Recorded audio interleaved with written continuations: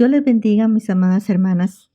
Es un gran privilegio y un gran placer y un gran gozo, como siempre, poder compartir juntas la palabra del Señor, estudiar juntas y crecer juntas a través de esta maravillosa carta del apóstol Pablo a los Romanos, la cual es una carta maravillosa, una carta llena de evangelio, una carta llena de crecimiento espiritual, y ha sido de mucha bendición para muchos cristianos alrededor del mundo a través de muchas décadas.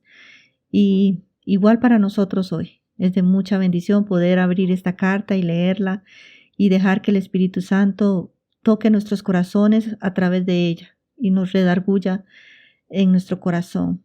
Y como siempre, le pedimos al Señor que esta palabra que vamos a escuchar el día de hoy sea esa palabra que vaya creciendo, esa semilla que vaya creciendo en nuestro corazón y que dé mucho fruto para la gloria y la honra del Señor.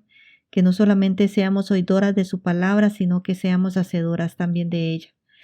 Le doy gracias al Señor por la oportunidad de poder estudiar juntas este libro y esperando en el Señor que sea su Espíritu Santo el que llene nuestra mente, nuestro corazón, nos redarguya, nos transforme desde nuestro corazón y que cada día seamos más como Cristo, creciendo a la estatura perfecta de nuestro Señor Jesucristo.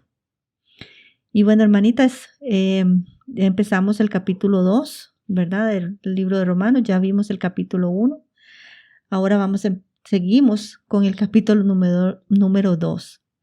En el estudio anterior estuvimos estudiando los versículos 1 y 2 del segundo capítulo. Hoy nos vamos a centrar en los capítulos 3 y 4 y si podemos también el 5, pero no creo que nos dé chance de ver el 5, pero vamos a intentarlo. Y bueno, antes de empezar, hermanas, voy a leer la palabra del Señor, pero esta vez la quiero leer en otra versión, en la Nueva Traducción Viviente. La primera lectura la tuvimos en la Reina Valera, pero en esta ocasión lo voy a leer en otra versión que se llama la Nueva Traducción Viviente. Y vamos a leer capítulo 2 de Romanos del versículo 1 hasta el versículo 16. Y la palabra de Dios dice así: Tal vez crees que puedes condenar a tales individuos, pero tu maldad es igual que la de ellos, y no tienes ninguna excusa. Cuando dices que son perversos y merecen ser castigados, te condenas a ti mismo, porque tú que juzgas a otros, también practicas las mismas cosas. Y sabemos que Dios, en su justicia, castigará a todos los que hacen tales cosas. Y tú, que juzgas a otros por hacer esas cosas, ¿cómo crees que podrás evitar el juicio de Dios cuando tú haces lo mismo? ¿No te das cuenta que de lo bondadoso, tolerante y paciente que es Dios contigo? ¿Acaso eso no significa nada para ti? ¿No ves que la bondad de Dios es para guiarte y que te arrepientas y abandones tu pecado? Pero eres terco y te niegas a arrepentirte y abandonar tu pecado. Por eso vas acumulando un castigo terrible para ti mismo, pues se acerca el día de la ira, en el cual se manifestará el justo juicio de Dios. Él juzgará a cada uno según lo que haya hecho. Dará vida eterna a los que siguen haciendo el bien, pues de esa manera demuestran que buscan la gloria, el honor y la inmortalidad que Dios ofrece. Pero derramará su ira y enojo sobre los que viven para sí mismos, los que se niegan a obedecer la verdad y en cambio viven entregados a la maldad. Habrá aflicción y angustia para todos los que siguen haciendo lo malo, para los judíos primero y también para los gentiles. Pero habrá gloria, honra y paz de parte de Dios para todos los que hacen lo bueno, para los judíos primero y también para los gentiles. Pues Dios no muestra favoritismos. Los gentiles serán destruidos por el hecho de pecar, aunque nunca tuvieron la ley escrita de Dios. Y los judíos, quienes sí tienen la ley de Dios, serán juzgados por esa ley, porque no la obedecen. Pues el simple hecho de escuchar la ley no nos hace justos ante Dios. Es obedecer la ley lo que nos hace justos ante sus ojos. Aún los gentiles, quienes no cuentan con la ley escrita de Dios, muestran que conocen esa ley cuando por instinto la obedecen, aunque nunca la hayan oído.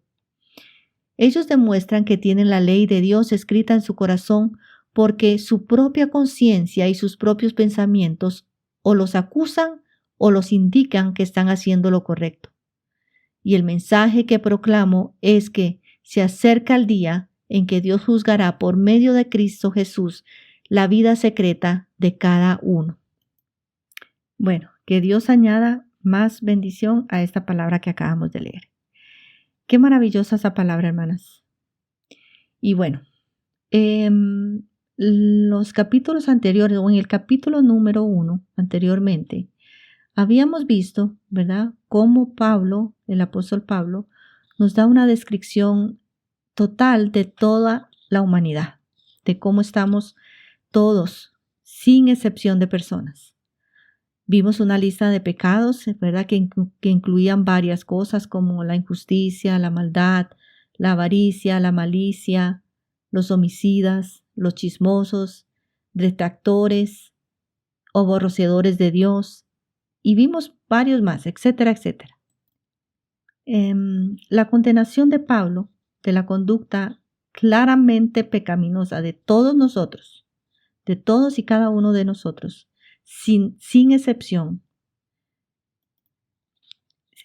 condenados sin excepción, es evidente, ¿verdad?, desde el capítulo 1 y ahorita también empezando el capítulo 2. Todos somos culpables de pecado, de pecar. Sin embargo, ¿verdad?, pueden haber algunas personas, como vimos la vez anterior o el estudio anterior, que pueden pensar que por su justicia o porque hacen buenas obras no están en el grupo de los que van a ser condenados, sino que por ser privilegiados o por ser moralmente justos, según ellos, no son parte de las personas que van a recibir el juicio de Dios. Este tipo de personas puede pensar que son justas delante de Dios por lo que hacen y por lo que no hacen. Pueden pensar, bueno, soy más bueno que los demás. Mis pecados no son tan graves como los que cometen los demás. Y Dios conoce mi corazón y sabe por qué hago estas cosas. Así que Dios no me va a juzgar. No voy a compartir el juicio con los incrédulos porque Dios me ama y soy bueno. Lo interesante de ese capítulo número 2, donde Pablo empieza a hablar también de los moralistas, de las personas que se creen justas por las cosas que hacen o por las que no hacen. Pablo dice que, tú mismo te condenas. Y aquí vemos esta palabra tú, ese tú. Tú que juzgas a los demás, haces lo mismo. Pablo finalmente dice a quién se refiere este tú, que aparece incluso 3 veces en esa sección. Tú aquí alude a aquellos que juzgan o condenan a los demás por algo que ellos mismos están haciendo. Recuerdan que la semana pasada estuvimos viendo, ¿verdad?, que tal vez yo no cometo los mismos pecados que cometen los demás, o a ciertas personas, o mi vecina, o alguien de la iglesia. Podemos decir, yo no cometo ese tipo de pecados. Pero todos, sin excepción, estamos condenados porque todos, al igual, somos pecadores. ¿Ok? Juzgamos a los que pecan, pero igualmente nosotros mismos somos pecadores. Entonces, este tú alude a aquellas personas que juzgan los pecados de los demás, pero igual somos nosotros igual pecadores que los demás. Él aprovecha entonces la propensión humana al orgullo para subrayar que todos y cada uno de nosotros tenemos que enfrentarnos al mismo juicio venidero, tanto el que comete un pecado de asesinato adulterio, fornicación, así como el que comete un pecado pequeño, entre comillas. Todos y cada uno de nosotros, algún día tendremos que enfrentarnos al mismo juicio. Todos y cada uno de nosotros algún día vamos a estar delante del trono de Dios. Y por lo tanto, todos tenemos la misma necesidad de reconciliarnos con Dios. Es posible que no hayamos cometido los pecados ¿qué podemos decir? Los pecados más grandes mencionados al final de Romanos capítulo 1, como ya lo vimos.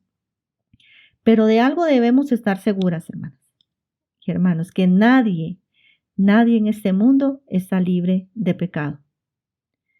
Es pues el colmo de la hipocresía, ¿verdad?, que juzguemos a otros por lo que nosotros mismos estamos haciendo. Pablo usa ahora por tercera vez aquí en esta parte el pronombre tú, en la frase tú que condenas. La usa como un medio para aplazar la parte clave de una pregunta que aparece ahí en el 2.3, que dice, el 2.3 dice ahí, ¿y piensas esto, oh hombre, tú que juzgas a los que tal haces y haces lo mismo, que tú escaparás del juicio de Dios? Con ello, separa él y piensas tú, como lo dijo anteriormente, de lo que en realidad se piensa. Puesto que Pablo ya ha identificado a los que lo están escuchando, en 2 ocasiones la tercera repetición sirve como una táctica o una retórica para subrayar algo muy importante. Él quiere atraer una atención extra a una idea importante de pensar que podemos o que puede alguien escapar del juicio de Dios. Y eso también refuerza la característica de su auditorio, ¿verdad? Le está escribiendo a los hipócritas, a los moralistas, a los que se creen justos, a los que condenan a los demás por algo que ellos mismos están haciendo. En sus folletos, en la página 24, en el segundo párrafo, leemos así y dice, si deseamos evitar el castigo y vivir con Cristo para siempre, todos, no importa si somos homicidas, irrespetuosos, ni si somos ciudadanos honestos, trabajadores, excelentes, debemos depender por completo de la gracia de Dios. Pablo no discute si algunos pecados son peores que otros. Cualquier pecado, grande o pequeño, es suficiente para llevarnos a depender de Cristo en cuanto a la salvación y a la vida eterna. No hay otro camino aparte de Cristo, por medio del cual uno puede ser salvo del pecado y sus consecuencias. Y todos hemos pecado reiteradamente, constantemente, y en cada día de nuestra vida, cada minuto, pecamos. Dice ahí la pregunta del versículo 3. ¿Quién piensa que escapará del juicio de Dios? Ahí pueden poner sus respuestas de lo que está en la Biblia. Todos los que se creen justos a sus propios ojos. Todos. Menciona, dice la segunda pregunta, pero esa es del versículo 4. Menciona cuáles atributos de Dios nombra Pablo en el versículo 4. Menciona la benignidad, la paciencia, la longanimidad, etc. Y también ahí en la pregunta del versículo 4 dice, ¿hacia quién nos guía la bondad de Dios? ¿Hacia quién nos guía la bondad de Dios? La bondad de Dios nos guía al arrepentimiento. Entonces, Pablo da inicio a esa sección con una serie de afirmaciones dirigidas a alguien sin identificar claramente de quién se trata y le dice, tú que juzgas, ¿a quién? A otros. Practicas las mismas cosas y luego repite esta información 2 veces más. En la última ocasión, la información o lo que está diciendo Pablo actúa como un ligero desvío separando la pregunta acerca de lo que debe ser de lo que se supone que es, puesto que Pablo ya ha identificado quiénes son los que lo componen o lo que están leyendo su carta, como en el 2.1 y en el versículo 2, la repetición en el 2.3 que dice, y piensas esto, oh hombre, tú que juzgas a los que tal haces y haces lo mismo, que tú escaparás del juicio de Dios. Tiene una función retórica para promover o provocar una atención y atraer así la atención de todos los que están escuchando. Y la palabra aquí clave, o la que Pablo quiere que pongamos atención, es que mucha gente supone que puede escapar al juicio de Dios. El éxito del Evangelio o el éxito de Pablo, cuando describe la importancia del Evangelio a través de toda esa carta de Romanos, el éxito del Evangelio depende de que todos reconozcamos que tenemos la misma necesidad o de que las personas reconozcan que tienen la misma necesidad. Nadie está excepto o nadie está fuera de esto, sea quien fuere. Pablo indica el resto de los capítulos o el resto del capítulo apreciar eso. Dice, quien quiera que fuere o sea quien fuere. Aunque Pablo se dirige a todas las personas, es justo suponer que aquí está incluyendo a los judíos, ¿verdad? Judíos que se creían buenos. También puede incluir a todos los cristianos modernos, a usted y a mí. También se incluirían a sí mismos, todos, de esos que enfrentarán el juicio venidero. ¿Por qué? Porque ningún judío, ningún cristiano, ninguna persona creyente que se respetara, según pensaban algunos o piensan algunos, participarán de ningún tipo de inmoralidad sexual, ni de homicidios, ni de la mayoría de las cosas que Pablo menciona en estos capítulos. Y si tuvieran alguna duda acerca de su conducta, podrían apelar a su relación especial con Dios a través de leer la Biblia, de orar, de ir a la iglesia. Es por esto que precisamente Pablo procede a disipar aquí la noción de que los judíos o los cristianos que se creen justos y los gentiles responden de alguna manera a normas diferentes. No es así. Todos vamos a ser juzgados de la misma manera. Judíos, cristianos, no judíos, gentiles, todos. No hay denominación y no hay religión. Todos vamos a ser juzgados de la misma manera. Para entender realmente el Evangelio, necesitamos entender que todos nos encontramos en un mismo dilema. Todos necesitamos a un Salvador y que nos perdone nuestros pecados. Aunque Pablo usa aquí los versículos 1 y 3 para destacar la necedad de pensar que podemos escapar de alguna manera del juicio de Dios, cosa que es imposible, ninguna persona, por más buena que parezca, se escapará del juicio de Dios a no ser que se arrepienta. En el versículo 2.4, ¿verdad? Si pensamos que de alguna manera podemos escapar del juicio de Dios, en el 2.4, miren lo que dice. O menosprecias las riquezas de su benignidad, paciencia, longanimidad, ignorando que su benignidad te guía al arrepentimiento. Pablo regresa a las implicaciones que tiene el hecho de juzgar a otros por lo mismo que hacemos nosotros.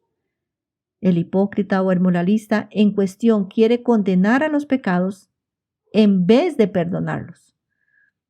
Toda persona que juzga a los demás quiere condenar pecados en vez de perdonar o extender gracia hacia los demás. Al fin y al cabo, pueden pensar, ¿acaso el pecado no merece ser juzgado? Sí, claro que sí, es verdad. Pero los hipócritas solo consideran un aspecto de la cuestión. Ellos ignoran el hecho de que se están comportando de la misma manera. En esta parte, Pablo afirma que la bondad de Dios, su tolerancia y su paciencia tienen por objetivo producir arrepentimiento en nosotros, no juzgarnos. Los hipócritas, en cambio, los hipócritas carecen de esas cualidades y Pablo considera su decisión de condenar como un desprecio a la bondad y a la paciencia que Dios muestra. No están mostrando las mismas características de Dios, Dios nos perdona y su juicio nos lleva más bien al arrepentimiento, pero los hipócritas no. Los hipócritas quieren condenar el pecado. Esto constituye una bofetada en la cara de los que esperan que Dios reaccione ante el pecado con la misma indignación justa que ellos. A menudo, como siempre, ¿verdad? Nosotros tratamos de encasillar a Dios y pensar acerca de Él y de sus intenciones que Él puede pensar igual que nosotros. Sin embargo, hacer eso puede resultar un problema muy grande.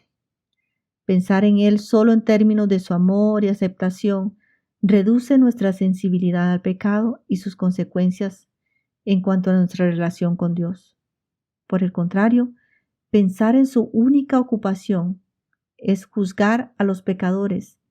Pasa por alto su deseo de que nos arrepintamos. Todo se reduce a la manera en que nosotros reaccionamos ante nuestro propio pecado. Entonces, ¿cómo debemos reaccionar ante el pecado de mi hermano o ante el pecado de los demás o ante mi propio pecado?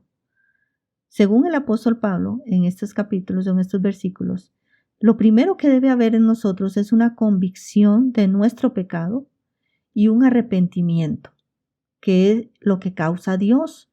Dios, en su paciencia y en su amor, nos da una convicción de pecado y esto nos lleva al arrepentimiento. ¿Qué significa esto? Dios fue tolerante y bondadoso con cada uno de nosotros y esa tolerancia y esa bondad nos llevó al arrepentimiento y a la convicción de pecado. No así el orgullo de lo que habla el apóstol Pablo aquí del hipócrita. El hipócrita es terco y tiene un corazón no arrepentido. ¿A qué lleva esto? A la ira de Dios.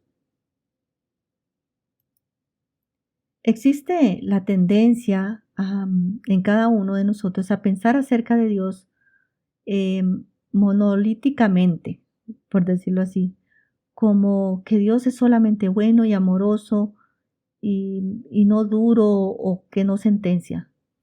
En realidad, ambos puntos de vista, que es bueno y amoroso es cierto, pero que también es duro y sentencioso también es cierto. Una de las claves para determinar qué aspecto de Dios experimentamos responde al reconocimiento de que hemos pecado y por tanto, como somos pecadores y hemos pecado, sufriremos la ira de Dios. Entonces, el apóstol Pablo en esta parte de Romanos nos pone dos vías o dos caminos.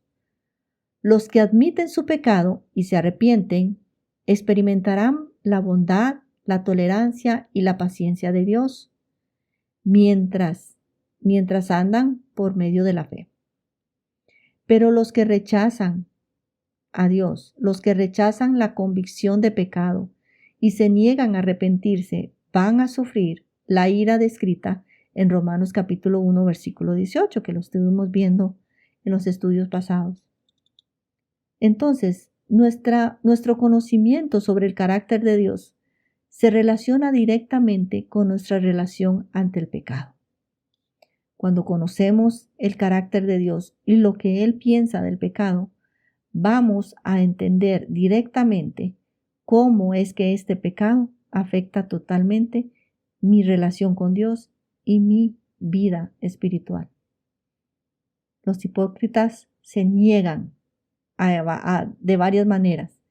En primer lugar, se equivocan a pensar que pueden escapar de algún modo de la ira de Dios. Es un pensamiento totalmente equivocado y erróneo y totalmente sin sin fundamento pensar que podemos escapar de algún modo de la ira de Dios. Sin embargo, los moralistas o los hipócritas, ellos son tan pecadores como aquellos a quienes condenan. A los pecadores que ellos condenan, igualmente ellos son pecadores. El versículo 5, que lo vamos a ver más adelante, deja bien en claro que en lugar de escapar de la ira de Dios, en vez de eso están acumulando ira. En segundo lugar, Dios no descarta a ninguna persona simplemente por haber pecado. De hecho, en la economía de Dios o el propósito de Dios en su bondad y tolerancia y su paciencia es producir de corazón un arrepentimiento en el pecador. Él no nos saca del aprieto, pero nos da la oportunidad de cambiar. Entonces, a través de algunas preguntas, Pablo nos motiva a reflexionar en nosotros y en la bondad de Dios para con nosotros. Su juicio nos lleva al arrepentimiento, pero los juicios de nosotros contra los hermanos no nos lleva al arrepentimiento, nos lleva más bien a acumular para nosotros mismos juicio de Dios, porque igualmente somos pecadores, igual que los demás. La pregunta de Pablo tiene 3 implicaciones que el judío en sí, ni nadie, ni ninguno de nosotros puede evitar. Primera, el juicio de Dios está implicado en estas preguntas. Nadie puede escapar del juicio de Dios, sea judío, sea gentil, sea cristiano, nadie puede escapar del juicio de Dios. En segundo punto es ser condenado. Todos somos condenados. Y el tercero es el castigo correspondiente a nuestra culpabilidad. 3 puntos importantes. Nadie puede escapar del juicio de Dios.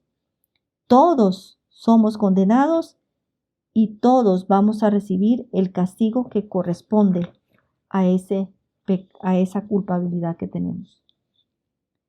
En su bondad, Dios retarda su juicio para darnos tiempo, para darle tiempo a la gente para que se arrepientan.